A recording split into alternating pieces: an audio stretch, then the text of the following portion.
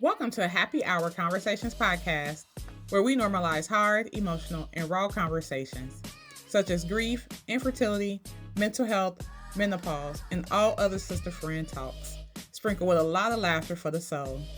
We encourage our community to focus on areas of growth, becoming a better version of self each day, and exercising in faith over fear. As we redefine ourselves as life shifts and we rearrange the puzzle pieces. I am your girl, Tamekia R. Moon, and in this first season, we are focusing on grief, a journey that we will experience but rarely discuss and normalize our feelings. Be sure to subscribe to our podcast and follow us on IG at Happy Hour Conversations Podcast. Before we jump into the episode, I like to pivot and share a few things I am thankful for versus sharing an affirmation. So here it goes. Here are some things I am thankful for. I am thankful for my life. I'm thankful for my family, infinite love, infinite opportunities, and laughter. I am most thankful for finding Tamekia again. I want to encourage you to take time to focus on what you are thankful for in this season. Let's jump into the episode. Welcome to Happy Hour Conversations. I am your girl, Tamekia R. Moon, and today we have Stacy with us. Stacy, can you introduce yourself and tell us a little about yourself, please? Okay, thanks for having me, friend. I'm gonna call you my friend because that's what you are. Um, I'm Stacy Holman. I am uh, an educator. I am a graduate of The Ohio State University, which is our main connection. Um, and I am a widow who is now engaged on a new journey as I move forward. I'm a mother to two children. Biologically, my daughter Ava, hey, is 15. Hey, Ava. Hey, Levi. Levi is 7. And I am going into this new role as a bonus mom to two more daughters, young adults, to Destiny and Faith as well. And my fiance is Tim. He's a blessing. And so that's my family. I've told you my work, and that's me. I am excited for you. I am just so excited and just happy for you in this journey, in this new life. And as you know, this season we are focusing on grief. So I'm gonna ask you to share 4 or 5 minutes of your story, and then Okay. we'll jump into some questions. So if you can just share your Okay. story with us. Okay. Um, so um, I was married to my husband Kerwin and we were together for 12 years. Had a wonderful marriage. We had our two beautiful kids, Ava and Levi. Um, and I would say that uh, we just had a great life, like a fairy tale, really. Honestly, I mean, he was an awesome husband, awesome father. Um, and I'm not just saying that because he was mine. He was really good. Would do just whatever mom does. He was that dad that he would do it too. So in 2020, in July 2020, July 3rd, 2020, he passed away suddenly while working in our backyard. And traumatically, I was the person to find him. So he had been working in our yard. We were putting up a new fence in the backyard, and he would go out early in the morning. He wanted to get this done before 4th of July.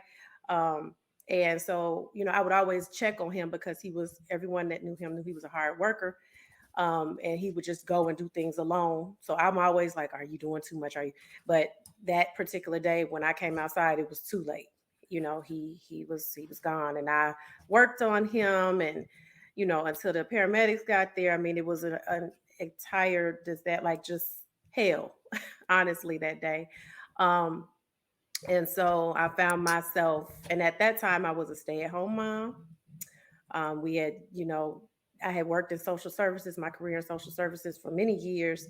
And when the second child came, along with my daughter, who was like a very serious gymnast, she was at the point in her gymnastics career where most young ladies would start to homeschool because their next level or two would be training camp to try to become a USA gymnast. So, back and forth 6 days a week with her and my son. We had decided I should be a stay-at-home mom. So I find myself a stay-at-home mom.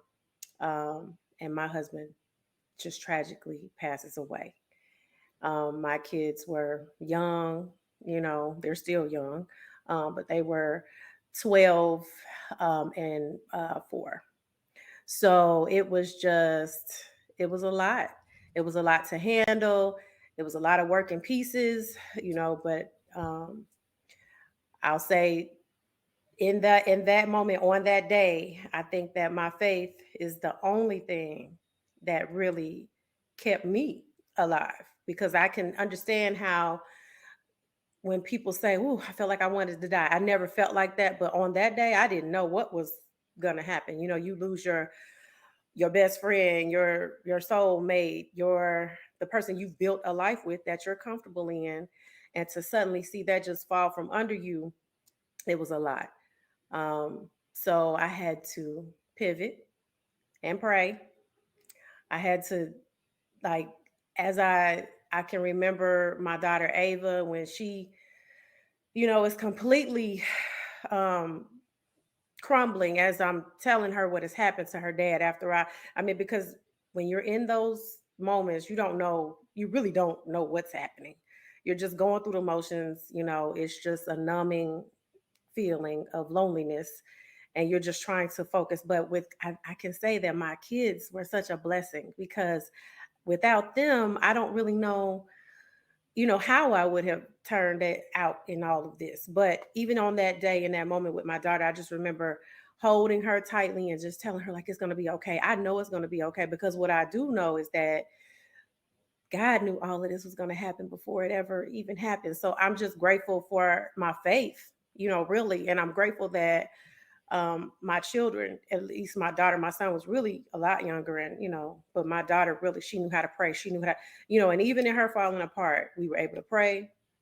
Um, and we just decided that, like, that night, we decided, like, we're gonna be okay.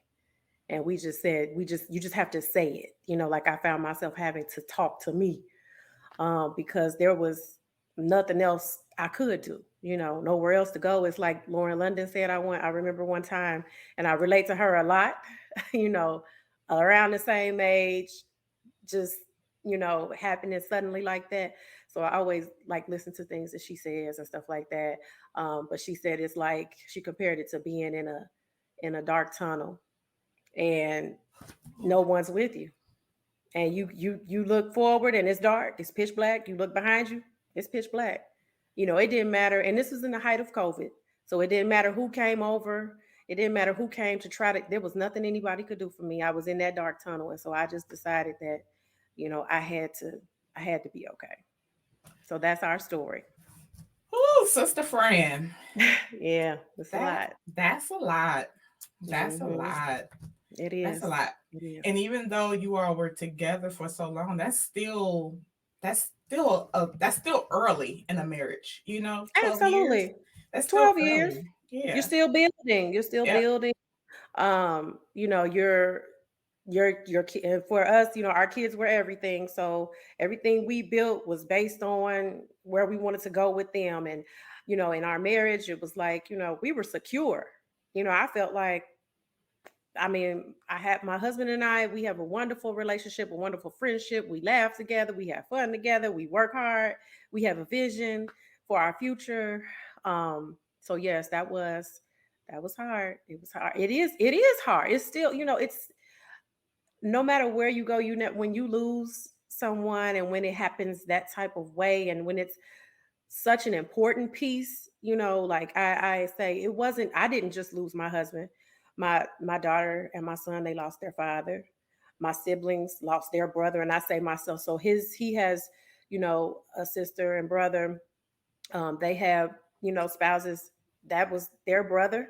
That was his mother's, and that's still my family. So there were a lot of working pieces that, went into this. And as women, we carry everybody and everything, and so, and even my mother, my father, that was their son, so as I'm processing my own loss, they're trying to support me and the kids, but they're grieving too. So it was a huge loss because he was such a wonderful person, a strong, just man's man, just a good guy. Mm-hmm. So we were all blessed to have him, but we all understand that, he is definitely our angel now. And I know everything that's happening now, he's still I can tell you he's still with us. So for I sure. love that. I love that. Mhm. Stacy, was he sick? Like, did he have any health No, problems? no. No. Mm-mm, nothing like that. He had an accident. So, he had an accident while working. Okay. I'll say that with one of the tools. So Got. that's what happened with his Okay. dad. Okay. Yep. Okay. Yep. Got you. Thank you for sharing your story. Mm-hmm. In this, you kind of find yourself wanting to trying to figure out when to share your story, right? And how to Yeah. share the story, or if you Mm-hmm. should share your story, because it's Yep. such a vulnerable Yes. piece of you, right? Mm-hmm. It is. And so I just want to say thank you. Thank you. Because Mm-hmm. somebody's gonna hear this and be like, oh my goodness, and it's going to Yeah. help heal somebody, and it's going to help Yes. someone else share their story and step in the forefront. So I want to Mm-hmm. just jump into some questions real quick, because Mm-hmm. that's a lot.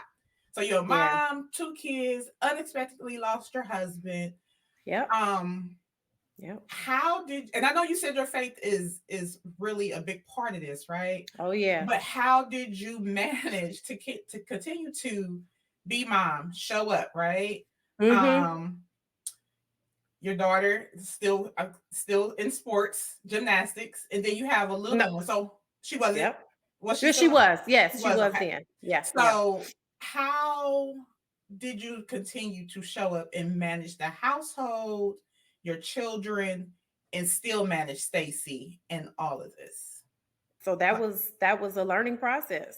That did not happen right away. I mean, I think the main ingredient for that is honesty. Um, the Scorpio in us allows us to just, you know, it is what it is. So Mhm. what I had to do was really like lean into that part of myself because um I had to be honest on days that I needed to cry it out. I had to cry it out. On days that I don't want to talk, don't talk. Like I don't need to answer the phone every day for people who are concerned because another part of grief is that the other side that I like to say, is that um the well wishers, you know, I would like for them to sometimes ask themselves, am I helping this person by calling them weekly or am I just being a reminder because I found myself having to make those type of decisions like I love you but not today because I'm actually in a good mood and I'm actually ready to go out to the park with my children and I don't feel like updating you Mhm. on our progress because it changes every day. So I allowed myself to be honest and say to me and others, this is what I need, and really I kind of went into a personal space of selfishness, where I just did only what Stacy, Ava, and Levi needed. Like if we needed to go and hop on a plane and visit my sister in DC, that's what we did. And I didn't need permission to do that from anyone, you know, and that's what we did do. That's one of the things we did one weekend. I called my sister who has just always been, my rock, my sister Tanya, my older sister Tanya is just my best friend. She is my like I have no matter what I go through in life, she will rock with me and walk with me on that. And this was no different. So and even her though, she would know like some days Stacey's gonna answer, some days she's not. Um, with my kids, I'll say I had to honestly be honest with them and not sugarcoat this. Our king is gone. I love that. I That love that you did that. I could not. It was very difficult to tell Levi because he was so little and he was looking for his father. But by the second day, I'm like, this is crazy. I can't act like his dad didn't pass away. And so, yes, he is a little boy, but I need to tell him, Daddy has gone to heaven, and because what happened was my son, he saw me crying one day and he's like, "Mommy, don't cry, it's gonna be okay." And he was like, "But why do you keep crying?" He didn't understand that. Mm-hmm. Um, and Ava is me.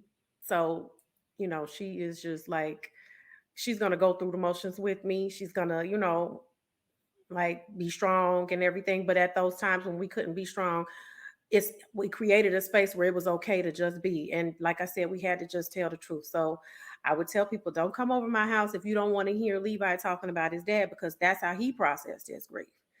And also I had to support each of them individually. Levi needed to talk about his dad all the time. So it was painful and it was hard because some days I just did not want to hear that little boy talking about his dad. Or, some days he would jump on his bed and be playing. I was like, "What are you doing?" "I'm playing with daddy." And I had to be like, "Okay." He would sing songs in the tub about his dad. He would make up songs and sing them. I had to let him do that and be okay with that, and Mm-hmm. not make it weird. Right. My daughter went through a thing where, her father was I felt like she felt like she lost her protector. So she was she went into like mega protector mode, I mean, and I had to say, "Hold on, I got it." Like, you don't have two parents, you have one, but I promise I got you. I got your back. I'm watching out. I'm locking the doors at night just like daddy would check the house. I'm gonna do it. You don't have to do that. So I had to go through taking that burden off of her. You are still my baby and I still have you, and daddy is not here, but I promise you mommy is going to try to do the best she can to pick up those pieces. But those little chores and things like that, looking out for us and stuff, you don't need to take that on. But she definitely went through a period where she felt uneasy. She started to need to sleep with her door closed, and now she didn't feel secure if her door wasn't closed. I had to let them sleep in the bed with me for a while. I'm sure. I'm sure you I'll, did. I'll, but I just feel like we just created a space of honesty. And so I think honesty is um, what really worked, because it's up and down. It's Did up you and all do down. family? Did you all do family and individual counseling or counseling at all? We did. And for kids, it's different, And so for me, I needed to go alone because when I'm with them, I'm mom first. That's just me. That's who I am. Yes, I am a woman who honors herself, but I have always been a mom first. And especially with my babies being fragile and going through these things, like my first priority was them. I'll be honest, that may not have been the most healthy thing, but I did find that was why I needed to go to therapy alone.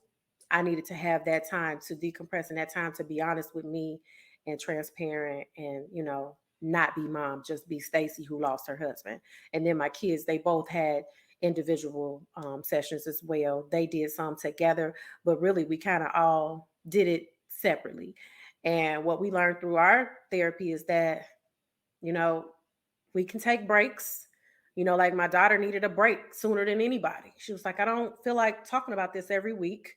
Like she was like, "I'm not confused about my relationship with my father. I knew my father loved me. That's why he loved me so." She would say things like, "My dad loved me so hard. That's because he knew he wasn't gonna be here long." I think that was profound for someone her age to say to a Wow. therapist, but that's what she said. And she was like, "I don't need to come back because I mean, I miss him, yes, but I don't need you to sift through any of my feelings because I know how I feel." So I honored that and I let her stop going for a little while.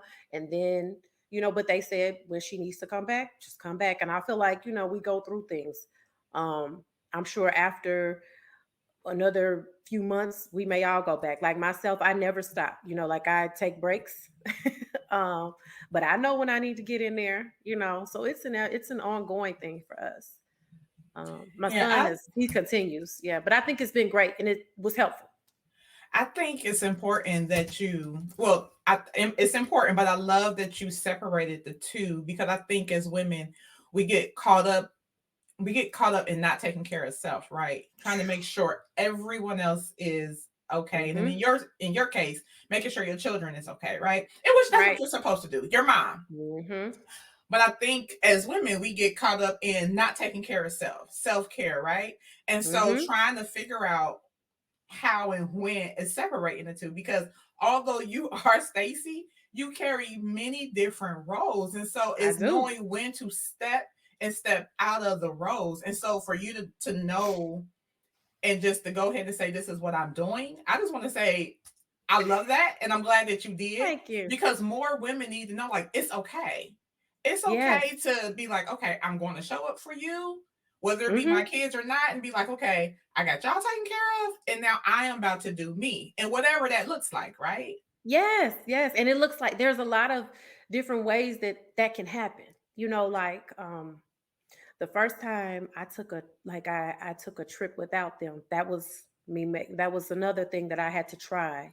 Like because I had a lot of anxiety about going out of town without my kids because my husband and I we didn't do a lot of babysitters. We didn't, it was like, oh, if you need to go, then I've got them, Mm-hmm. or if he needed to go, then I had them. Mm-hmm. So, and then like my mother was really good, always has been, still is. Gaga. Hey Gaga. Yes, yes. Uh really good. And his family too. Their aunts, their other grandmother, everybody, I'll say we have support.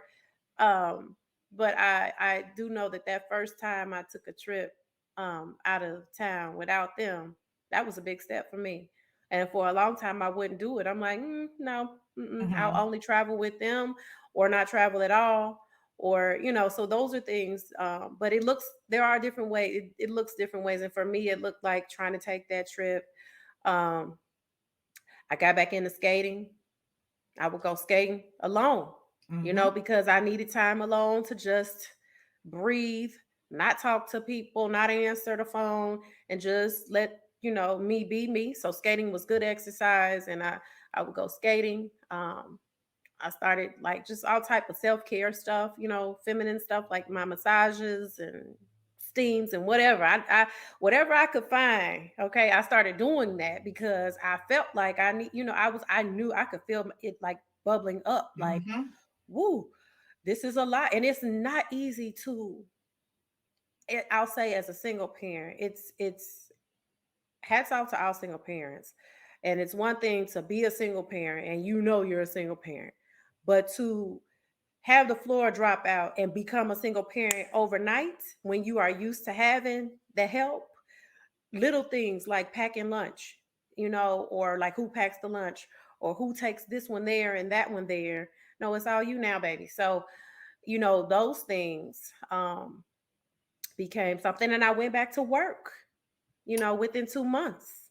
I went back to work because I knew, and I wasn't in a panic financially, thank God, but I just, my good sense, knows that it doesn't Mm-hmm. hurt, Mm-hmm. and we need to make this thing still shake. And I didn't want my kids to miss anything. Like I really, now that was one place that I needed to work in therapy because I did become like a little obsessed with trying to make sure they did not miss anything that they already were doing before, which was not really realistic. It's like that's another part of the honesty that I had to allow to happen. It's okay that, you know, it's okay that they can't make every event or they can't make it to everything or they come out of one activity and they still have three others.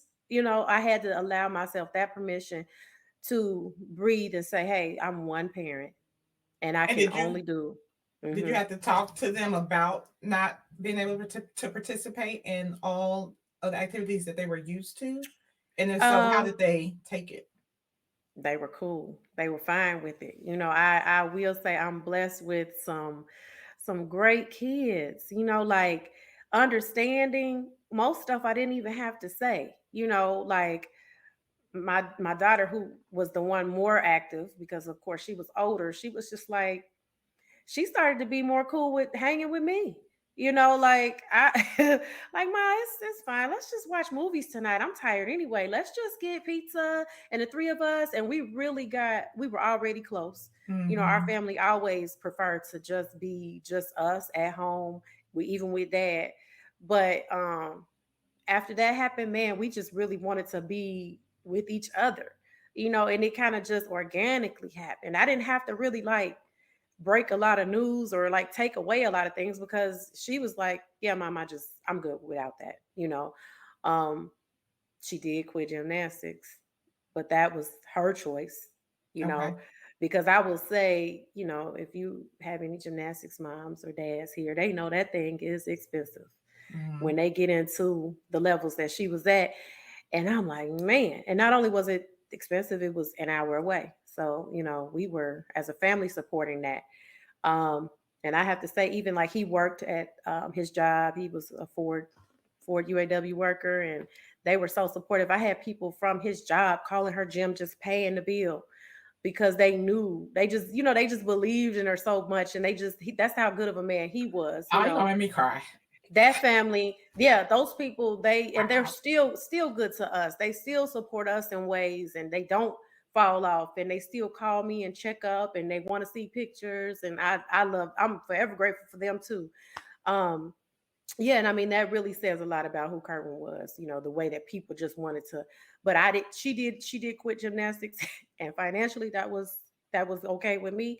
I did Mm-hmm. not at first allow her to do that because I was making sure that it wasn't because of the loss. Mm-hmm. She stuck with it like another year and a half, and she was just like, "Yeah, mom, no, I want to do other things." So she's still as busy, um, but she has moved on to other things. So, yeah, Well, I that think that's that pretty that. cool that you let her Mhm. make her own decision. Because I think Mhm. that's the other thing that we kind of get caught up in as Mhm. adults. Yeah. I'm not a Mhm. biological parent, but as adults, we get Oh, caught you've up raised in. some. Yes, I know.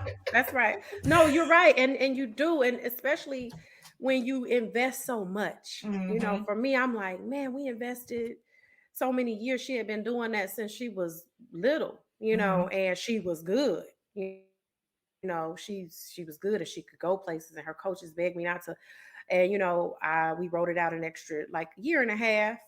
But that's one of those sports where if you don't want to do it anymore, it's gruesome because you train Mm. 5 and 6 days a week, 3 and 4 hours at a time. So yeah, she was ready to They be done. She was, yeah, you know her. She's social. So now she's focusing on track and cheer and brothers in taekwondo. He's getting ready to do track. He does baseball. So they are still busy. Guy has still made a way. And I want to say this really quick too. When you were saying thank me, no, thank you, because I really have not talked about this with anyone. Like I mean, I've I've been open. I Mm-hmm. haven't hidden things, but I just take care of my business and keep it moving. And you can see the end result, I guess, if you know me or whatever, what have you. But I do feel like it was a time and a place. I feel like this is. I feel glad that this is how it worked out for me to just get this out. So if anyone was wondering all these details, I'm glad they can get them here while I'm with you. I feel Thank I you. feel safe with you, and I just know that this is his work, and I know that he didn't. And I know this. There are other things, but I'm blessed. God, this is definitely a testimony moment because this could have gone a totally different way, and it didn't. So I don't want to take credit for that. I know every step I took, every decision I made was him. So okay, Absolutely. A- all right. Absolutely. Um, let's jump into you shared that you shared your story, right? You shared that you were a widow. I And was. in the beginning, you also shared that you are engaged. I is. Okay. Yes. So, yeah, when you shared that, I was like, Uh-huh. I was like, okay, it's starting to make sense now. Meaning, you know what I'm talking about. Uh-huh. Uh-huh. Because we've been working on this for a long time, and then We have. all the dots connected. Yes. So you already shared that you are engaged. So I have some Mm-hmm. questions as it relates to that, right? Because you're a Okay. widow, and that means at some point you start dating again, right? Yeah. Can we jump into that? Can you kind of share some like how a widow gives herself permission to date again? Whew. Yes. So, and I'm going to talk about my cousin Darius. Okay, so I have a cousin named Darius, and Darius, Yes.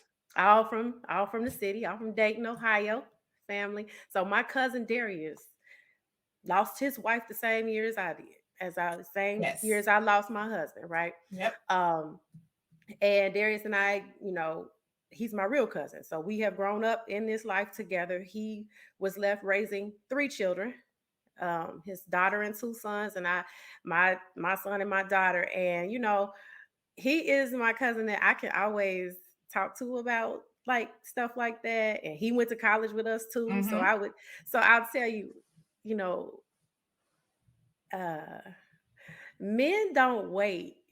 Like when you and these are things I had no idea about, right? So um I had been used to being someone's wife, so Mm-hmm. men were not approaching me unless they were not did not know me, because we all know it doesn't matter that whether you have on a ring or not. If you're in public and a man or woman, they don't care about that or they don't respect that. They will still approach you, but it's about what you do. And so no, I was not cheating on my husband or anything like that. So mentally, I was not in a space where I was even used to, engaging in those conversations. Mm-hmm. So but I tell you, when you single again after you've been married, and you find out who has been still lusting or loving you from, I mean, high school, college day, I but there were men that came, they would try to approach me. And I talked to Darius because I was irritated Mm-hmm. at first. At first Mm-hmm. I felt offended, like, you know, my husband hasn't been dead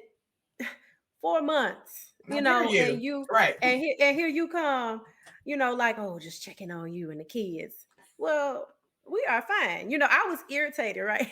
And so I'm like, in the DMs and stuff. And I wasn't used to people being in my DMs like that. Uh-huh. So I had to get used to that. And my cousin Darius, it was just like we would just, and we still do, we are in tune with each other, and we check in periodically, like, what's up? And it's just like a straight up honest conversation that we had. And I said, Darius, like, what's up with the dating? Like, he like, oh yeah, because they're gonna be men trying to talk to you, and it's okay. You need to just be okay with that. He was like, because you are single. He just, he was like, you're single. He was like, you're not married. um So and bringing in you that, back to reality bringing about me back to to reality. He's reality. like, Stacy, you're not an ugly woman. You're not. He was like, you have a lot going for yourself. He was like, yes. He was like, you're single because you're single. He was like, and it's okay. And he's like, yeah. He was like, I'm social. And I'm like, Mm-hmm. well, maybe I want to be social. Mm-hmm. Okay. I'm like, Mm-hmm. well, I'll see if I feel like it. But I was just like, ugh, you know. And then, so but I wasn't looking. I still felt that. And in my mind, I mean, if I've described what my husband was like, and I can tell you, even my closest friends, they knew. They would be like, I don't know, I don't even know of a man that could come into that that family unit that you have, because your kids are used to a certain level Mm-hmm. of love and support, and they're used to seeing you be treated like a queen daily, like Mm-hmm. what man, and like your kids are so, they just have they're just set up in a way that, that I couldn't see it either, and I laughed about it. And I had really decided, like I said, you know what, guy, I have had the best. You know, when I and I'm gonna say, and I'm going around in circles, I'm sorry, but I have to say this. There was a model that I didn't even know, which was my grandmother. When and that's I was very close to my maternal grandmother, my mom's mother. I called her Gam. And when my grandfather passed away in the first grade, I went through the grief process with my grandmother, and I watched her as a wife, you know, go through grieving her husband. And the first thing she did was she took off her ring. And so the day of my husband's funeral, when I got home, I told my sister Tanya, I said, I'm taking off my ring. Now, that didn't mean that I was setting myself up to date. That was just a part of me accepting where I Bringing a test was. to reality. Yes, and I think that was important for me. And I was like, because I was like, when do I take off my ring? And then somehow my grandmother just popped in my head, and I just did what she did. Right, I took my ring off that day, because in my mind I knew, I was like, if I don't take it off, when will I? Mm-hmm. But again, I still felt like I was just going to be a single woman. Mentally, I was prepared to be single and raise my children. I'm like, we're fine. I said that I would probably date. I never said I said I would never get married. I said that out of my mouth. I will never get married again. I've had the best. There is no way I will ever get married again Mm-hmm. because I just didn't think that would happen. So I started to date after talking to Darius. I kind of opened myself up to the fact that I was single and like, don't be mad at the men that tried to approach you. And no one was disrespectful or anything, but I was offended. So, Mm-hmm.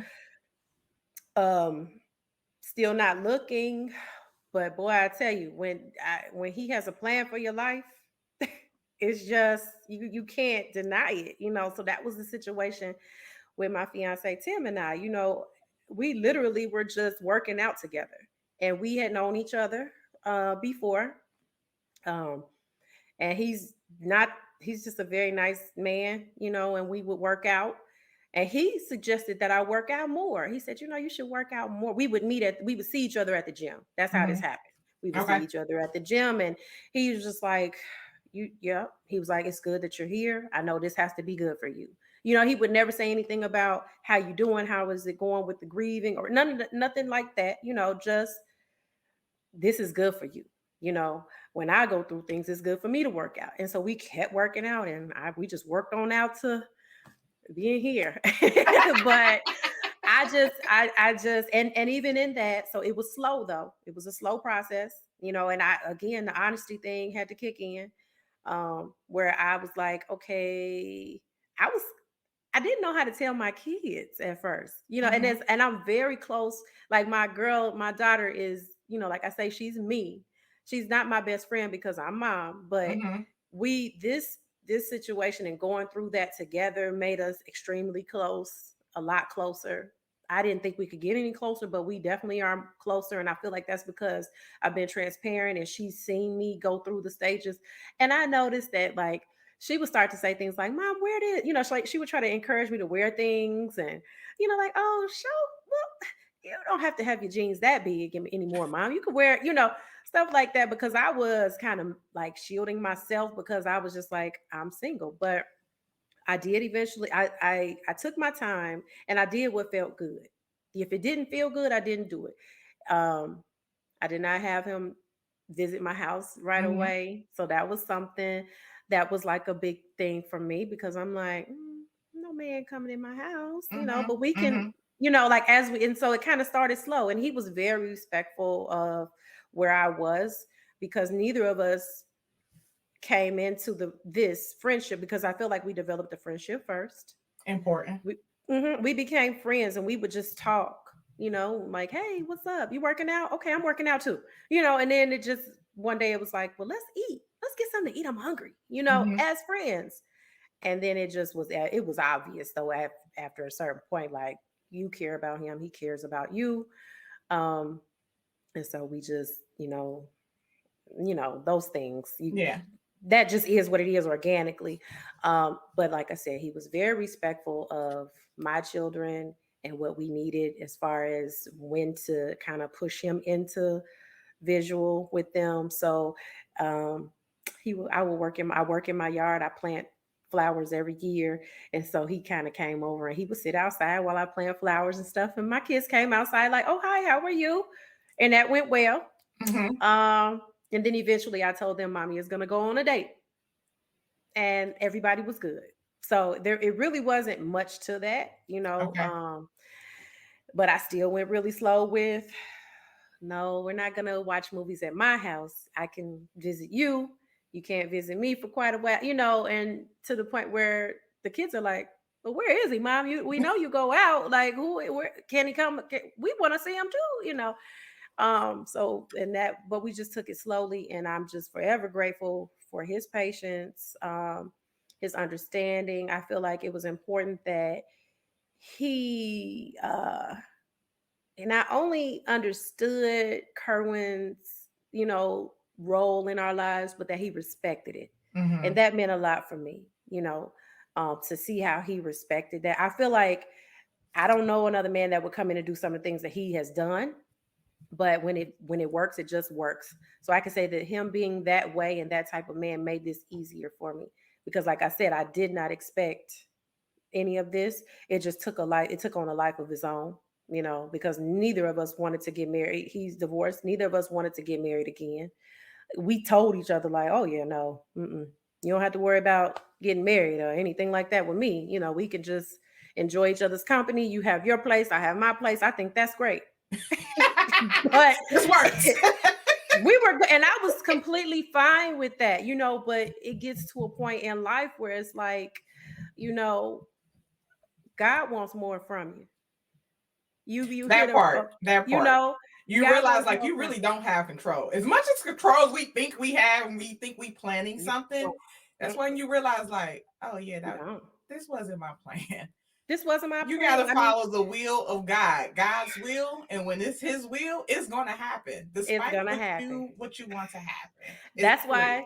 why it's been a roller coaster. Seriously, it's been overwhelming to be engaged, to date, and I dated privately, and that was something I gave myself permission to do as well because when I got married the first time, everyone knew him. They knew we were in a relationship. They were happy for us. It was nothing negative about it. It was just Mm-hmm. like, yep, this is my family. This is your family, da da da.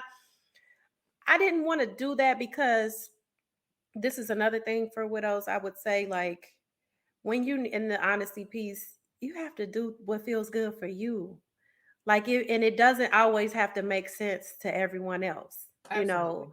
Like I didn't even tell my good girlfriends about him for quite a while until they're like, okay, you took that picture, but who took the picture? You were out of town.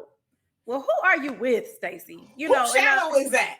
who is that? Because I was enjoying myself and I just wanted to do that in peace. As long as my children were fine and I was fine, and we were peaceful and happy. That's the only thing that mattered to me. And I'm just grateful for that time. That was a special time, where we dated because really it's been quite a while, Yeah. It's been like 2 years, over 2 years. Wow. Oh Uh-huh. wow. And Okay. yeah, I didn't just get engaged, it's been a process um and we just did it privately. Like I said, I didn't because what happens is like going back to the not answering the phone, people checking in, Having to you ask the check. questions. Yes, and I'm catching you up on my life for what? Like for you, because when we hang up the phone, okay, good. You're all caught up on my life, and you've asked me, how do I feel now with Kerwin being gone for over a year, or how do I feel now on the anniversary, or how do I feel on his birthday? And then you leave me in a state of, heavy grieving that I wasn't in because I was happy. And I'm not saying I run from the grief, but it just comes in waves. And so if I'm there, that's fine, but I'm not going to allow anyone else to put me there. And so the same thing with the new relationship and the dating, I didn't allow anyone to try to put me in a box like, how long have you known him? Or where did you meet him? Or how do the kids feel? I didn't want to answer any of that. I just wanted to let it happen. I got it. I got it. Trust me, I have it. And I just I commend you because people don't understand. Like I don't have to answer questions, right? And people feel like sometimes I feel like people. Here's what I would say. I don't. say it. I don't think people mean bad, right? I don't think they have bad Hmm. intentions. No. But when you haven't went through an experience, you just Mm-hmm. don't know. You do Mm-hmm. not know not to ask that. Don't say that. You don't Mm-hmm. know, right? And so Yeah. it takes people like us to either Mm-hmm. cut it off, not ask questions, or be like, this is what I need so they can Yes. understand or you hope they understand, right? So it's Right. really about helping changing the trajectory of people inviting themselves Yeah. into your life. Of the support. I like to say Right, of right. the support. And they mean well. Most of the time they mean well. I'll tell you, some people don't mean well though. We can be honest with there too, because I That's feel true. like truly you find out who was a little jealous of your happy family. Unfortunately, you find out because you can tell that they're waiting for you to maybe lose your home. Well, how are you going to keep the house? Why is that a question? Are you going to, see, I'm just being honest, but those are things, well, what about your car? Like those are Why things is that that people. important to you? And I lost my husband. Like, Yeah. trust me, I'm aware of the financial things. I'm also aware of the children. I'm aware of all of these layers because I'm living in it. But if you're not coming over here with any money, if you're not coming over here to pick these children up and maybe help or transport or support, like really do it, and sometimes even that, it needs to be offered in a way that's respectful too. And I think like what I would say for people who want to support, um, is just stand back, because when the person is in it, they know what they need, Mm-hmm. and they know what they're open to and what they're not open to. And what you want to give them with good intention may not always feel good, to them. They may not want that every day from you or every week or month. They may want to talk to you every 6 months because they Facts. need to just, you know what I mean? Yeah. And I just, and so what I call it my grief circle. Mm-hmm. Mm-hmm. I stuck to it. So, Facts. but with the dating, it was just, it's been a blessing, and it's Let's just really jump into, I have a question. Mhm. Let's jump into the dating part, right? And I guess this can go with any relationship, but we're talking specifically dating. So you're going through a process of grief, and Mhm. then you find yourself dating. How do you healthy date in grief? Like, do you Ooh, start sharing with the individual? Like, I just want to, I don't know, and then maybe you can yeah, share some light with yes. our listeners. But I'm trying to just process. You're going through Mhm. grief, and we both know grief doesn't stop, right? It's No. ongoing, and then sometimes you can have Mhm. triggers.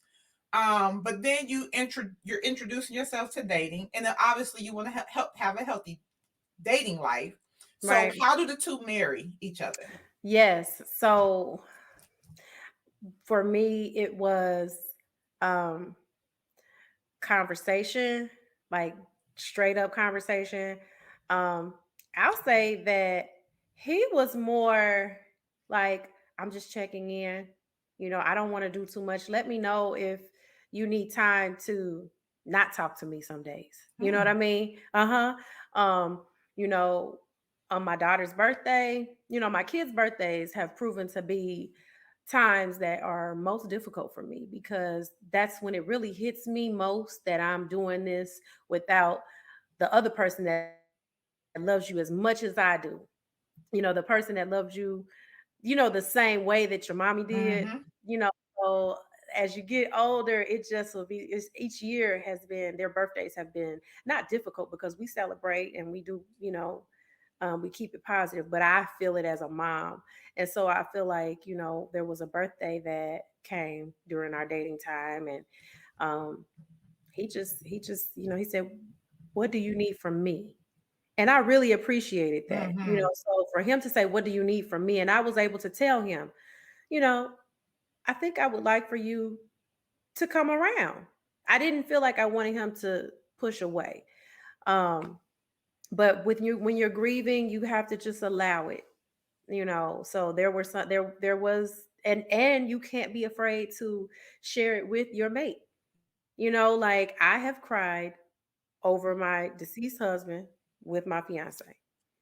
We have talked in depth about, from day one, everything. Like I felt like it was important for him to know everything about what happened to us, and the things that we went through, because he was coming into it.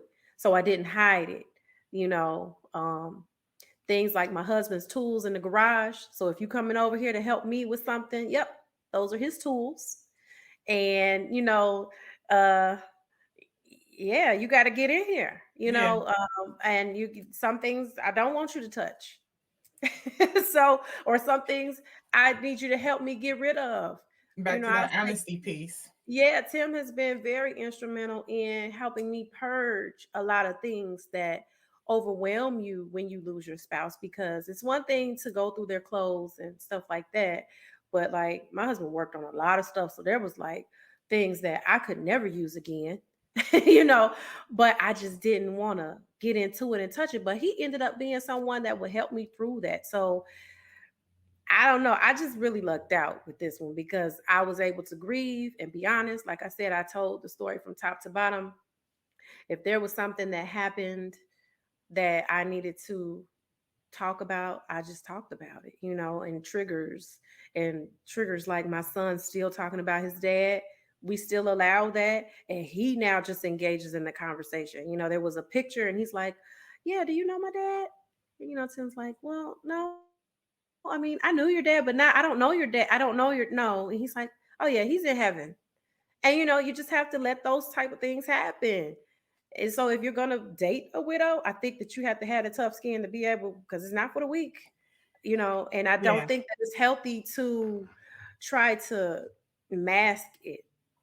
Don't It, mask, it because you're sounds still like, grieving a man that you loved. You know what I mm-hmm, mean? I can't mm-hmm. lie about the fact that I loved him and he meant everything to me. And it hurts. And I go to his grave every year and it hurts. But it also is helpful that I have a person in my life now that respects that, honors that, is not uncomfortable with it, because that's just going to be our life. We'll never stop. Absolutely. We'll never stop talking about him. We'll never stop when it's his birthday. He's not, physically, he's not my husband anymore. He is, I have processed that too. Like, and my son had to process that I was not his daddy's wife anymore. Yeah. So it sounds like the ingredients to the healthy dating and grieving is, because I see a pattern with honesty, Yep. right? So Yep. being honest, Hmm. and then what feels good, Do whatever feels what good. feels good, right? And it's Hmm. almost like it wasn't no pressure. That's what I get from you, right? It wasn't no No. pressure from him, and it Right. wasn't no pressure in the whole situation, which It, goes back to the feeling good piece. Um, mhm. Yep. That's really it. quick before we start closing up, Hmm. let's talk about this. So we're dating, right? Hmm. Engaged. But let's talk about the all of the pieces, all of the blended families, and the Ooh, yeah, let's talk about that. it's a true blend. It's a lot Okay. of blending here. So let's talk about that. Yes. Yes. So, um, obviously, my family, had to blend. Like my parents, my siblings, and again, they lost someone too. Mm-hmm. So, um, I wouldn't, and that was another reason why I kept everything the way I did, because I just didn't feel like needing them to like the person, or because I'm like, I've been through enough, and I know you guys don't understand that. That's how I would talk to them. Like, I know you don't understand that, but I don't need you trying to protect me right now, because Mm-hmm. I'm fully grown. And as a woman, I know when I've met someone that's going to be, a good man in my life, and I would never bring anything less than Absolutely. around my kids. So, but yeah, so you have my family, and then his family and his kids, and it's still working. I Yeah. would say we are still working. I will say that, I have no doubt that it's gonna be fine. Everything is good. It's nothing but love. Like, it's a lot of love, and I feel grateful for that. Um, blending Kerwin's family with him as well. And so, that was something that was, I was like, okay, how does this go? I had to sit and think about that. Like, um, my son was playing basketball and he wanted to come and support. And so obviously his other family members, Yeah. some of his dad's friends, they come to games, And so in those moments, I just had to stand up and say, yeah, no, I'm not apologizing for finding love again. Absolutely. This is what it is. So everybody, this is Tim. Say hey, and we gonna all sit here together and support this boy. That was how it went. Like really, truly, that was how it went. Just one winter evening, we in the basketball game, and it was like, everybody, this is Tim. He's like, hey, how y'all doing? And but what was good, they were able to see the relationship that he has with my son and my Mm-hmm. daughter. So that was good. And I can tell you, even my mother-in-law, my Kerwin's mother, my deceased husband's mother, she has been super supportive. Like, when my husband passed away, I had a hard time just celebrating myself, like on my first birthday after he passed away. I didn't want to do anything. And she called me and she said, I'm gonna tell you this. My son died. You did not. Mm. You are young, you are living. At that time I was turning 41, and she was like, you better live your life, because that's what he would want. Even his brother, his sister, my sister-in-law, brother-in-law, they have all told me, yeah, you have our full support. And I think it just matters that, and it's really something to be said for how they love us, and it's unconditional. I don't even call them my in-laws. I just say my sister Christy, Mm-hmm. my sister Dana, my brother Ken, whatever, because they truly, like, it's like, and that's what we had even before my husband passed away. Like, there were three siblings on that side, and we just, at the end of the day, we are family. And we Absolutely. are we are still family. These two children are the only living children of his. And so everybody is still here to support them. I'm grateful for that unit, for real. Because, so yeah, like the blending, and everybody gets along. So, you know, uh, I'll say we were at another game. My daughter cheers. We had a game a few weeks ago, like 2 weeks ago, and you have her soon to be stepdad and her uncle together, and her uncle on her dad's brother. They sat together at the game, and everything was cool. So it's How been amazing is that? That it's is yeah. absolutely amazing. And that's adult behavior, you know, Absolutely.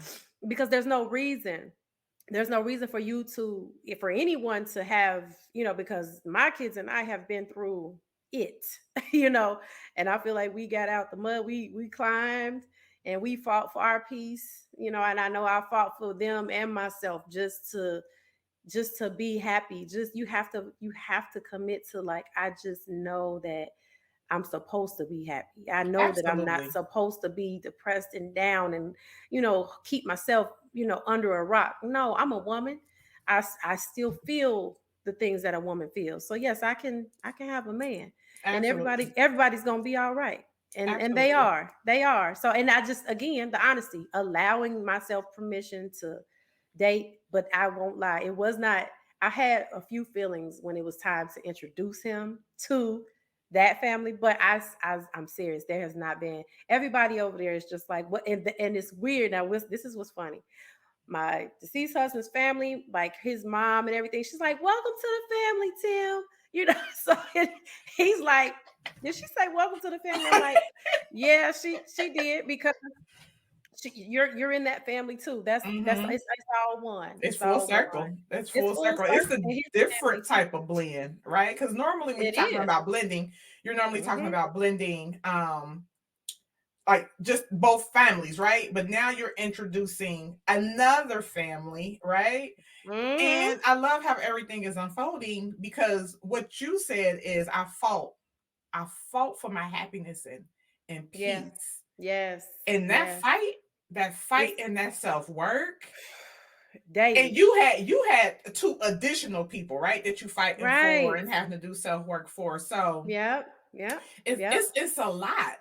And to know that, when you fight for it, like, I'm not accepting anything else. So That's anybody else it. that want to be part of this is what You it's bet. going to be. This is what it's Peace and gonna be. happiness. That's it. Because That's this is it. what I fought for, and this is what I want. And if you don't want to be part Mm-hmm. of it, then you can excuse yourself. And as Yeah. simple as that. That It's is. really just that simple. It is. This Adult is such behavior. You see my amazing. shirt, grown woman gang. That's where Yes. we are. That's what we do. Yes. Like, I love it. I that's the love it. behavior, because you have to just say this. You have to decide. I had to decide. I'm not gonna. This can't be it. Mm-hmm. This can't be it. It can't be it for us. And I can't be anything less than great for them. Mm-hmm. you know and then the Absolutely. rest of this, I think it just and I know that great things are still ahead for us. I'm excited about our future. I mean, like, I have so much that I still want to do and become, and I'm still changing, I'm still growing. I mean, I'm just open to anything that is for me, Yeah.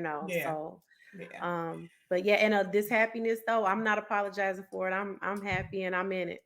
So Absolutely. yeah. So, what I also love about this is normalizing that as a widow, normalizing the dating again, right? And Mhm. giving yourself permission to love again. And I'm sure fear came with that, right? So even Yes. excuse me, Yes. normalizing that, okay, this might be scary and fearful, but i'm Yeah. gonna i'm gonna get through it, right? I'm gonna It try was. this. I'm gonna Yeah. try this because at the Mhm. end of everything, like, I still deserve. So Mhm. I think it's important, like, I just, because the other thing you said is men don't wait, and I've never even thought about that. I didn't Mm-mm. think about that thing. They don't. They're not on. I mean, and I'm saying that like there was no harm intended. I don't feel like that. I feel like being more mature men approaching me and pursuing and things like that, that was fine. And I will say everyone was respectful and not pushy, but I knew what the end, I knew what you're getting to, and I just wasn't Mm-hmm. ready for that at that time. And yeah, they don't wait though. They did not wait. I mean, it was I'm telling you, and that's what made me. I was like, what? Like, dude, it's been 2 months. Mm-hmm. Like you circling around already. Like Right. it was crazy. But like I said, my cuz he helped me with that. And then the fear that you talk about, that is real because like what I would wear out to dinner with my husband is not what I would wear out to brunch on a first date, with Absolutely. this. So yes, I was like a teenager again, like, and I'm in the room like throwing clothes around, like, well, I don't want to do too much, but I don't want to, like, what am I wearing, and Right. like, And then listen, how do I even do this thing? Because how listen, do I, this yeah, whole and I'm dating like, game. and caring about what somebody, because I'm like completely used to being in a relationship where I'm comfortable. And then I'm like, okay, I'm not trying to impress him, but at the same time, it's a different Absolutely. feeling. And so I was like online, like ordering outfits and stuff, like, oh, let me get my little gear together so I could try to perk up a little bit. Cause it's also something you have to come out of, because being a widow, I'll tell you, there was a period of time where all I wore was leggings and t-shirts, gym shoes, sweats. Mm-hmm. You might give me a pair of jeans, but still a sweatshirt. I mean, Mm-hmm. it was just the mom gear was on 1,000 for me. Like I was not wearing anything kind of sexy or kind of, like appealing. It was like if you were looking at me, you just were looking at my face, because I was not in that space to be Mm-hmm. trying to do all of that. And I know you don't do that as women. We don't necessarily do it for men, but it was just that period of time where I was just completely disconnected from all of that. And yeah, I had to just, but it was also fun. It was scary, but it was also fun to kind of like, you know, find myself again, Yes. Yes. yeah, like who is Stacy? Like as we were in the beginning stages of dating, he was asking me, he wanted to know like a lot of my favorite things. And something I had to be honest and realize is that I had lost a lot of myself even before my husband passed away. I said, wait a minute. You were just a wife and a mom, and not just, but like some parts of me I couldn't answer him because Lost. I didn't know, because I went for whatever my kids loved or whatever my husband loved. Mm-hmm. And so then through this process I've been able to also find again like what grown woman Stacy loves Mm-hmm. and what I like Redefining. and what fragrance I like now, because and it's little things like that, like I don't want to wear the perfume that I used to wear. I want to Mm-hmm. change all of that. Like, and it's Yep. okay to do that. And It people don't is. talk about those things, but Yep. and you don't want to, but yeah, it was scary, but I'm so glad that I just kind of got over that hurdle, because when he was like, well, yeah, let's go out again. I'm like, okay, let's go out again, I guess. I'm like, I'm going out. Oh Lord, I'm going out. So that was crazy. It was crazy. I'm like, so wait, are you trying to pick me up, or Am I I meeting think I'm you? just gonna What meet you. happened? I want to meet what's happening here. Yeah, it that's how it was. And so and he was so patient through that, and even for him, now I would say even on his end, um, it was like, man, I don't want to be a creep. Like, I know what you've gone through, and we were friends, and this is just kind of happening. So I don't want to pressure you, and I don't want you to feel like I'm trying to take advantage of anything. So I feel like I was in a good space with a good person who was very, very mindful of those steps and the pace that I needed, because Mm-hmm. I was like, whew, okay, hey, all right, let's. And then once I got into it, I was like, oh, just enjoy yourself, Absolutely. And that's the, the permission yeah. part, right? Just enjoy Hmm. yourself, and then Yep. the learning of self again and redefining, right? Yes, yes, yes. And again, I think just as women, we get caught up in making sure everybody's okay, Oh my making goodness. sure that you can name everything your daughter liked, love, everything your son liked, love, Yes. everything Kerwin liked and What love. about me? But when it comes to you, it's Yep. lost. And I think as Yep. women, we need to be okay with saying, you know, I have an identity outside of my Yep. kids and my Yep. husband. And this is who she Yes. is. This is who she looks like. And this is how she Yeah. shows up. Yeah. Yeah. And it's and that's true. And and it's crazy because I thought that I did. But what I realized is that I didn't. Mm-hmm. Like I did, but not to the level that I really probably could have. Mm-hmm. Because I feel like I still knew who I was. I still had things I enjoyed and things I would take time to do, but my priority was them. Absolutely. Yeah. And my priority is still them, but I'll tell you like this second round, I'm enjoying me. Like I feel like the grief because the grief was so and it has been so like it's been rough. It's I will not act like this has been easy.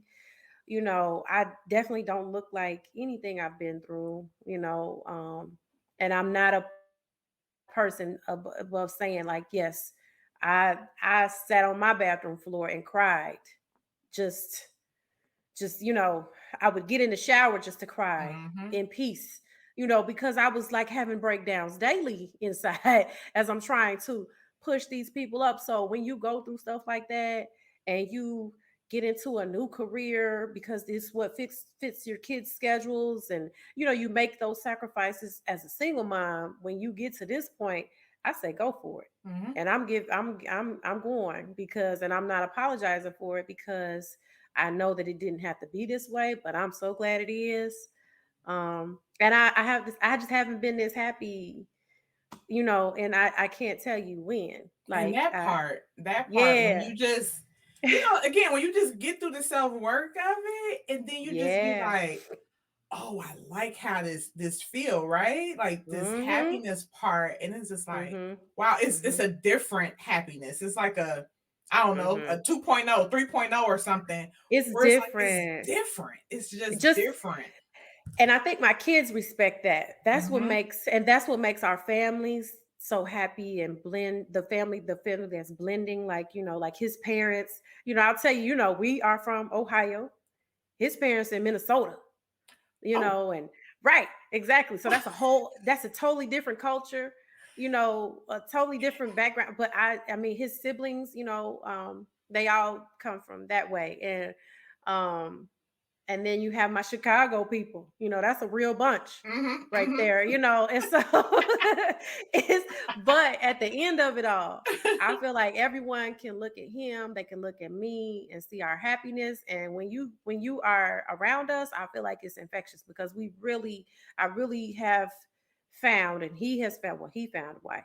He has found he has found, and I have found just a genuine friendship that blossomed into just a wonderful union. And like that's what I said. That's where the marriage came from. Like because and I will say I feel like I wasn't giving myself permission to even entertain that either. Mm-hmm. Because I Mm-hmm. felt like in my grieving, like, just like a loyalty that I'm like, no, I'm forever his wife. But I feel like, with my mother-in-law making that statement to me that time and other things, no, I can be somebody else's wife. And Yep. Gotta it's a live. good thing. And I feel like I said, we called to more. Yep. God want more, and to do more in us, we have to be in line with what Absolutely. he wants. But yeah, this is It's it's a shifting those puzzle pieces again to make it yes, fit. Because I but think it's good. what I found is that we go through these experiences in this season. We're talking about grief, right? And what I found is that we go through this and we try to take the same puzzle pieces and make them fit into this new It journey. It's like it it won't work. doesn't work. No, It no, does not no. work. Mm-mm. No, I mean, and that's right. It doesn't work. And it's like you're fighting against yourself if you're trying to make that work. You have to release those Yep. things. You have to release all of those ways and just be open to new, Mm-hmm. because nothing is going to be the same. It Absolutely. doesn't mean it's better. It doesn't mean it's worse, but it's not the same. And It's and you have to different. allow that. Yep. Yeah. You So gotta allow that. before we close, I Okay. have a few things that okay, so I have a few things I want to ask. As a widow, what are, let's just say, 5 to 10 tips that, and you can recap some of the things that we already talked about, right? I Okay. just want to kind of bullet one, two, three. What are some things you would tell another widow Mm. in this journey, right? Dating, feeling guilty about dating again after losing her husband, the fear of it. Can you just Mm. kind of give us 5 to 10 tips that you would tell another widow? Okay. Well, I would say that number one, the honesty. You have to be honest with yourself. You have to be honest with the person you're dating. You have to be honest with whoever your circle is. And I'm not saying you have to tell everyone your business, but I'm saying you need to be honest. So for me, it was my children. I had to be honest. I had to be honest with myself, and I had to be honest with him. So be honest, and walk in your truth. My truth was that, um, yes, I'm hurting, but I'm also at a place where I'm ready to enjoy the company of a man. I'm okay with sitting in a movie theater with another man that's not my husband that passed away. Mm-hmm. Yep. Another tip I would say is, um, don't apologize for don't apologize for any part of it. Like, don't apologize for your happiness. Don't apologize for your new friends or your new circle or your new man, or your new job, whatever new that you need. And when I say friends, my day ones, y'all know nothing. I'm not saying Yeah, absolutely. those Absolutely. same people are still here, but I'm just saying there are new ways, Right. and new things that I do. Like, I cannot, and I just do not engage in anymore. That is, they weren't bad, but I don't apologize for not doing those things anymore because it just doesn't serve me now. Absolutely. And another thing I would say to a widow is just, I cannot even put a value on the power of prayer and people that will pray for you. If you have them, allow that, um, and allow yourself to break, because if you don't allow yourself to break and you don't allow yourself to grieve, you absolutely will not get to whatever your next level is, because there is another level.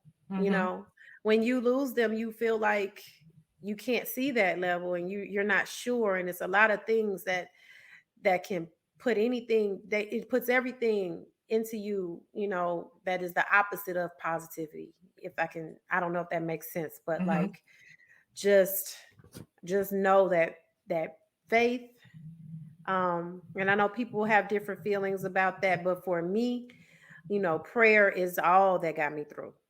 That's all I have. I don't that's where the buck stops. I cannot put a price on it. I can't make it like the universe did it. No, God did it for me. Um and he and I know that. So I that's my advice. And I shout out to my church family too, because they have been very supportive of us, still, whether it's from afar or up front or whatever. I'm grateful for that. So tap into those things, and I believe that's really important. I got one more thing. Okay. Um, you know, don't be afraid to allow yourself to be whoever you want to be. You know, I was not a teacher. I never wanted to do that, but like, it's like that's what works. Mm-hmm. That's what works right now. And know that, you know, it it's like standing in the ocean. The waves, it's like this. Being a widow is like this. That's what I could tell you for real. It's like, whoo. Sometimes the water might knock me back, Mm-hmm. but I'm gonna get back up. And that's how I would feel. I just felt like I was just standing in those waves. So just stand in them and let whatever is gonna come out in the tide, like, let it just be. Let it just be. Like, and just don't care about the other stuff, because I tell you, there's certain people when you walk in the room, they always give you the sad face, like, "Oh, I feel so bad for her. Oh, look, there's Stacy and the kids. Oh my God, you know what happened today? You know, that's you go through that, Yeah. and you have to get over that, and you can't care because I'm not there, but they might not know that because they haven't seen you in 2 years. Mm-hmm. You Mm-hmm. know what I mean? But Yeah. you can't fix all of that. Just stand in the waves and just be who you are and let them figure it out later, because nobody knew I was here. Most people Absolutely. don't. If you don't talk to me daily, you don't know that I'm here. You Yeah. didn't know that I was here. I did make a Facebook post with my ring, and people were like, "What?" Because they were still assuming I was in a different space, but Yeah. Yeah. I'm And not. I love that. You got to move accordingly and move Mm-hmm. quietly. And it's important too, because I think in the moving quietly and the grieving piece is you also have to hear, right? And when I Yes. say hear, I mean like hear from God, because Mm-hmm. there is a time where, you either, at least for me, I'll say for me, that you either deal with it in an unhealthy way, Woo. or you can deal with it in a healthy way, meaning like different tools, different resources, and things like that, Yeah. right? Yeah. And I Yeah. know for me in the beginning, I was not doing. I was doing unhealthy things. Okay. I said, don't give me a drink because I know if I like that first week I knew. I said to I told somebody was like, "Oh, I'll bring you a bottle of wine." I said, "Oh no, Hmm. don't bring me no wine over here, because I know if I start that now." And I'm Hmm. not an alcoholic, never have been, but I feel like I could have been. Absolutely. It easily, I could have Hmm. easily used a drink every night. I know that would have helped me. I feel like it would have just numbed a lot of that pain that you just lay in, and Hmm. it's just crazy. It's Hmm. a crazy place, and right, and so That's yes. and that's the Yeah. thing of just being. And there's nothing wrong with drinking, right? Like I drink, but I know No. at that time Yeah. I was like, wait a minute. Mhm. I just did this bottle. Oh, this is going all type of bad ways, right? But Yes, it's also yes. like being in tune with this is not okay. Right. I'm using this to mask Mhm. what I'm Saying that. supposed to be going through. And Right. I can't Right. even be coherent enough to even hear what God has to say to me. If he Right. said anything, because let me tell you something. Me and God Mhm. wasn't on the best terms, okay? Oh man, don't you get angry? Did you get angry? Because I got angry. I'm like, dude, really? Like, did you just take him or what? Like, I tell you what, when my husband passed away, the ambulance came, they took him to the hospital. I walked home from the hospital. I was so pissed off. I was just outdone. Like after he passed away, and I'm there and they're pronouncing him, and I'm like, what the F just happened? Like, I'm out of here. And I Hmm. walked home. I walked home. Like the police officers, like, Miss Holman, like driving next to me, like, you don't want, I said, just give me a minute because I'm ready to fight. And, I Yeah. get that's a real feeling. You're Yeah. like, God, what are you doing? Like, do you know who you took? Do you know who you left? Like, we needed him. Right. I was angry about that. I'm not angry about it. I feel like I've processed a lot of things and I'm just really aware, but that's a place that I can go that I'm not gonna go, Yeah. but that's But I yeah, think it's I also feel you on important that. to normalize that it's okay to be mad. Like you can be mad, right? Yes. You can be mad at God. And I think it's okay to actually verbalize and share this ain't a peachy and rosy type of game, right? Like, no, you can No. be mad. Because when I Yeah. tell you Yes. the words that I was using, Mm-hmm. it Because you it left holding that bag, it doesn't feel good. You look at you a lot. You're like, what am I doing with this? But I say this, and I heard it. Like, um, God calls us to not necessarily, like, none of us are righteous, but as long as we are trying to absolutely. be righteous, and I just feel like I'm just going to continue trying to be righteous and strive to get there, because that means I'm searching, and I'm trying to just always get to where God wants me to be. So that means I'm hearing from him, and so that puts me in a position where I can hear from him clearly. Yep. So I'm grateful for that. And in those moments when I was angry or totally overwhelmed with grief and sad, and for me, I'm like, heart palpitations because my babies are hurt. Like, it's another level when you looking at Yeah. babies and you can Yeah. do nothing for them because you can't bring this. It's like, what can I do Absolutely. for him? What can I do for her, Lord? But as long as you keep seeking him, I feel like it has definitely opened my ears up to hear from him. Yep. And so as I've made decisions and moved, then I was able to hear from God because I didn't take my eye off of him. And even Absolutely. if and I know you didn't either, even when you had the time where, it wasn't going in a healthy way, you still heard from him and you were still able to listen and look for his word and look for his guidance. So that's what I'm most grateful for, because that's what gets me.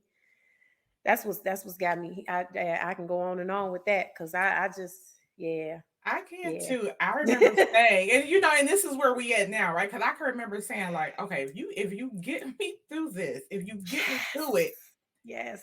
I'm gonna use my story and my journey to. I didn't know what it looked like at the time, you know what I And mean? you're But I doing it. knew it. I knew that I would use my story and my journey to help Hmm. others. I was like, Yeah. just get me Yeah. through this. Yes. As soon as Yes. I And put it out there, I'm the so things proud of just you. start working. You. And I'm just like, okay, so this is what it looks like.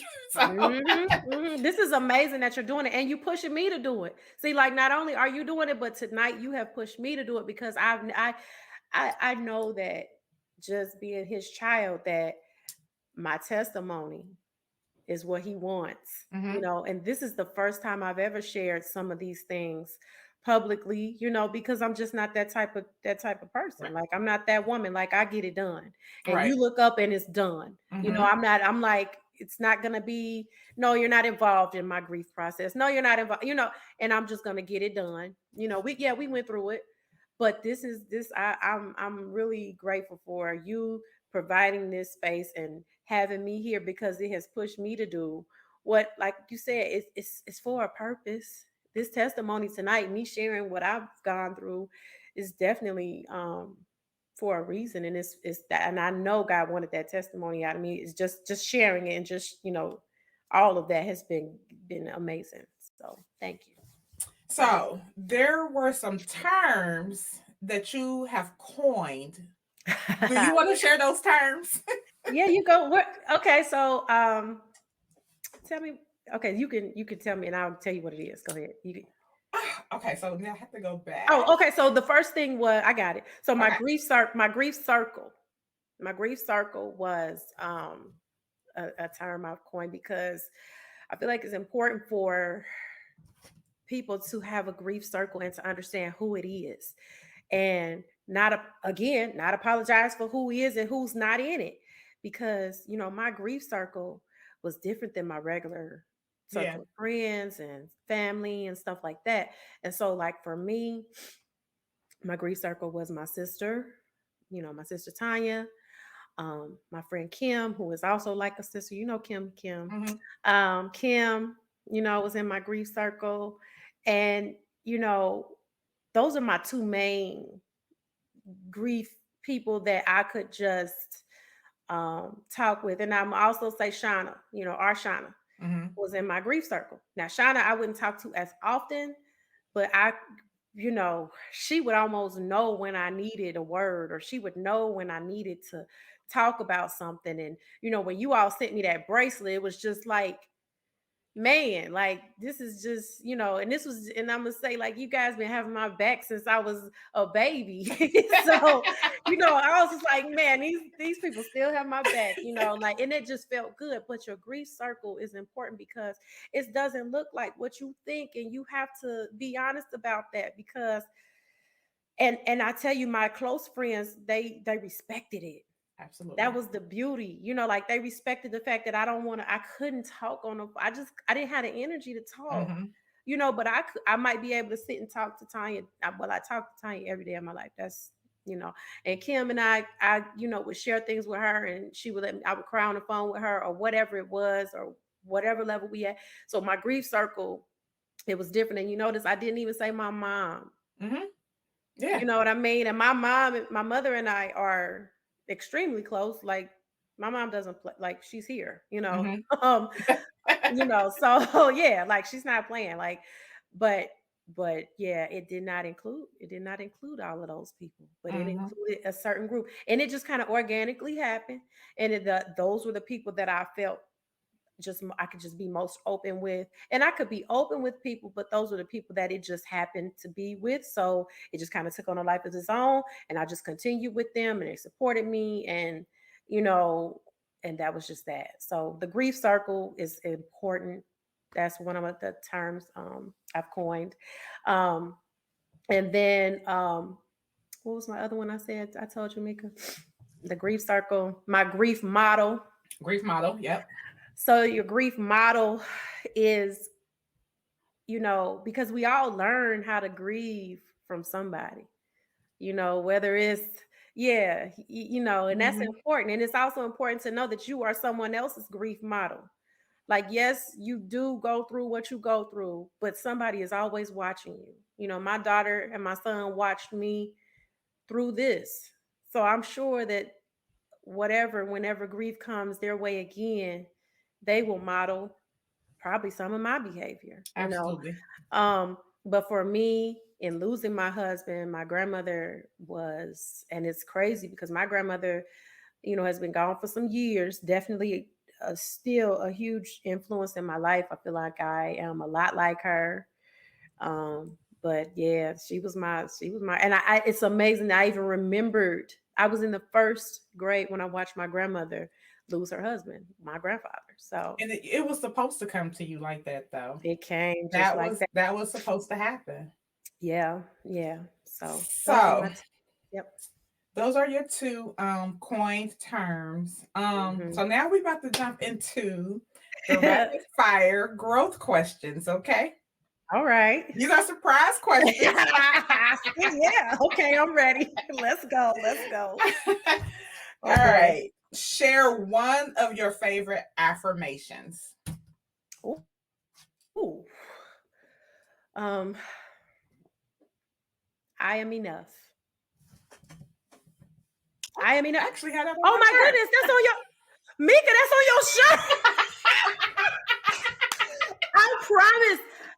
I That's didn't even actually on see my that. shirt. I don't know if you can see That's it. on your shirt. I see It it. sure Yes. is. And I've seen your shirt and I was looking at it, but wow, I am enough. That's like, because sometimes I'm not where I know I can be. I Absolutely. can tell you right now that I am not where I can be. Like Hmm. professionally, I definitely am not where I could be. You know, sometimes emotionally, just all of those things, but I'm enough. It's enough right now. Absolutely. It's enough. We're Yep. good. I'm not gonna trip on that, and I'm not gonna let that wear me out and take my energy from the things that are good happening right now. And I just have to be present and know that I'm enough, and it's coming. Absolutely. If Or it's other people's thoughts about where you should be or what you should be doing, right? yeah. And it's Mm-hmm. like, I didn't ask you for anything. So Cause yeah, like I agree. Right, exactly. I'm not asking you for anything. Everything over here is fine. We're good. Like I am enough where I'm at. And trust me, I don't need you to tell me where I right. could be because I'm aware of that. I know Hmm. me.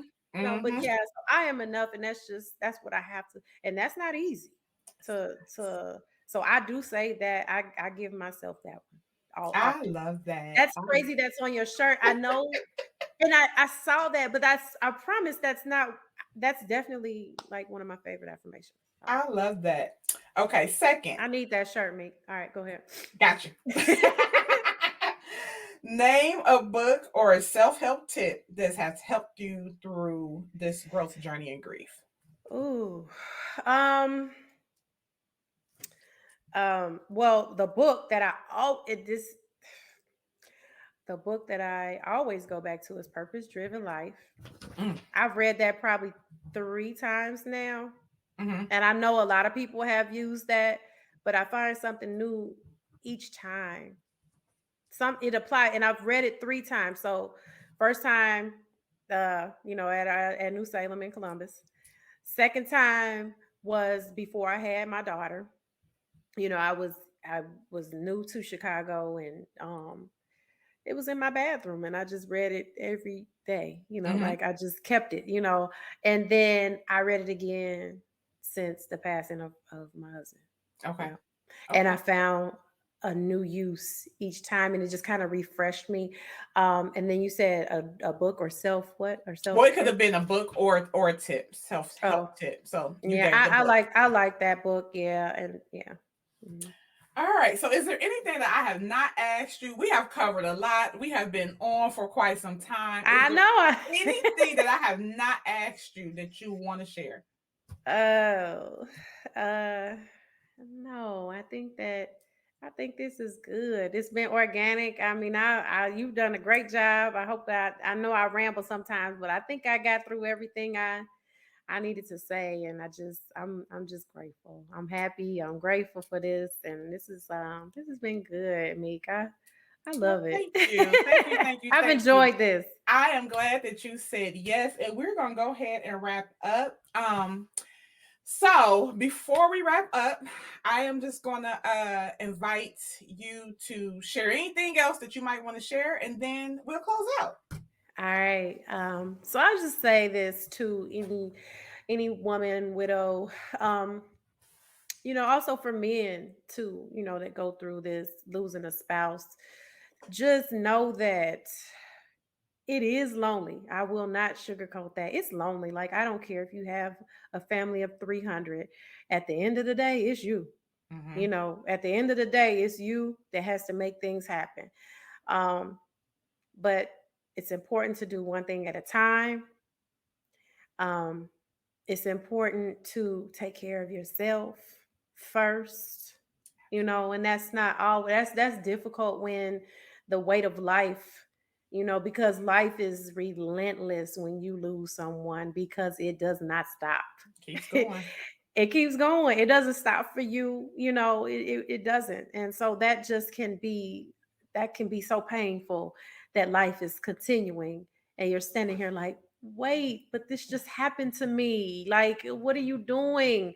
And yes, things are still happening. So Mm-hmm. take care of you first, and be unapologetic. Do whatever is needed to keep you healthy and your family healthy. And just definitely always keep God first. Include Him in what you do because I believe that including Him in everything that I did from day one, from the death of Kerwin to now, has just made a world of difference for me. It's brought all the right people around me. Mm-hmm. It's put me in places I've been able to hear and just open up. So I just invite you to that. And when you do that, I'm sure that will just lead you wherever you're supposed to be because it's not the end of life.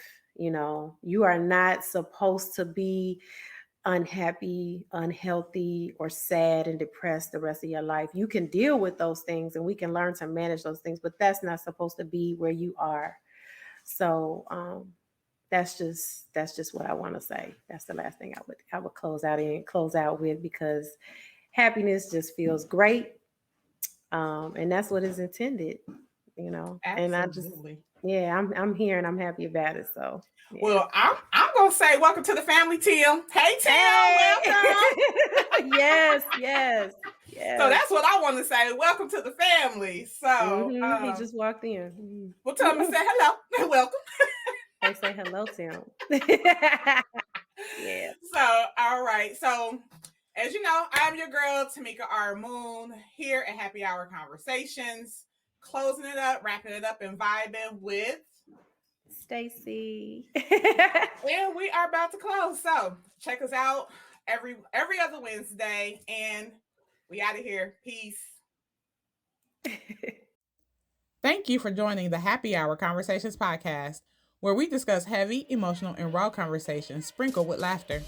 Be sure to follow us on IG at Happy Hour Conversations Podcast and also subscribe to the podcast to stay tuned to our weekly Happy Hour Conversations. I am your girl, Tamekia R. Moon, and I'll see you next week.